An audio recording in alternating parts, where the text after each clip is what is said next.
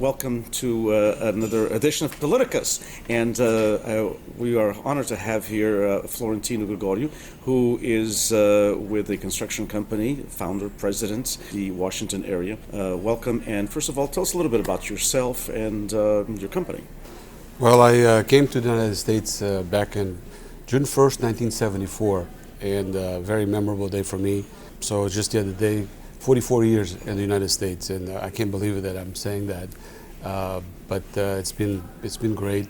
Been very thankful for being here. I'm glad that my parents decided to come to the United States after being in France. How did you start the company? How did what got you into this kind of business? Well, the family's always been in construction, so as I was working my summers and got to be familiar with construction, I decided to go to the University of Maryland, and that's where I got my civil engineering degree. And that was one way of going back to school every semester, because working the summers in construction, it was a good motivator. Right. And from your company, I know you've also been very involved in the Portuguese American community. Tell us how that part of the involvement came through, especially since your immigration is so interesting that you had the immigration from Portugal, France, and then to the United States. I always have stayed very connected with the Portuguese community in Portugal. I forget how many years ago, but it's been quite a few years. Started off with some community members, and we started a Portuguese Heritage Scholarship.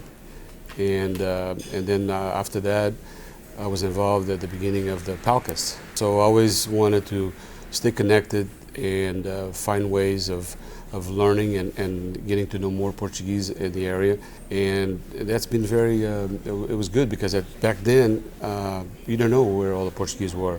Today it's easier because of all the Facebooks and the media and things like that. So back then, 20-some years ago, it was not as easy. Right, and as you've been involved in PALCUS, what is your impressions of the organizations, how it's evolved throughout these years? Obviously, Portuguese American organizations, especially at a national level, aren't the easiest thing in the world because of those differences. As you said, it's easier today because of social media and the connections that we can have, but 25 years ago wasn't as easy. What is your honest opinion of PALCUS, and how it has evolved in the last 20 years or so?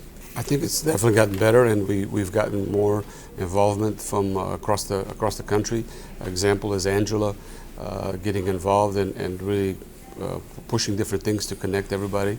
And this conference here is an example of that, of everybody kind of seeing the vision of bringing the Portuguese American community together. And I envision that it will only get better, because I think people will recognize, get involved. I mean, that's always been my motto: get involved and see what you can be part of it, learn. Right. And how do you see, as an immigrant yourself, at a very young age, but how do you see the Portuguese communities past the immigrant community? Immigration has kind of ceased from Portugal a few years ago, and now we're dealing, with first, second, and third generation. In some cases, even in some of the states, fourth generation Portuguese Americans whose great grandparents were the ones that immigrated. How do you see, and you're involved in the Portuguese American community at a national level, how do you see our community as a whole maintaining its ties to Portugal and maintaining its ties to the language and the culture? I think it's very important to continue to have those different clubs and different organizations, and keep reaching out and having parties, and just kind of touching the young ones coming up, that, hey, you don't have to decide that whether you decide to be American or decide to be Portuguese. You can be both.